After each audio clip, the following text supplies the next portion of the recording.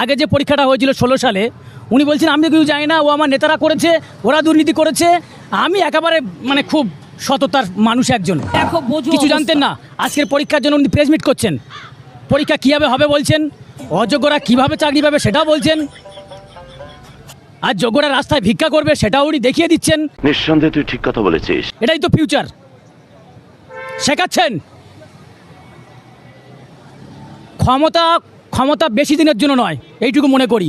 क्या बात है सर, क्या बात है सर, क्या बात, ये बात है। যেদিন উনি ক্ষমতাচ্যুত হবে তো সেই দিনে যদি সময় পাই আমি পাশে দাঁড়িয়ে এই কথা বলবো যে ভিক্ষা আপনারও করতে হবে, এরকম দিন আসতে পারে। সত্তার সঙ্গে বেড়ে ওঠা মানুষগুলোর সঙ্গে যে অন্যায় আপনি করছেন, এই অন্যায় একদিন অভিশাপ হিসেবে দাঁড়াবে আপনার সঙ্গে।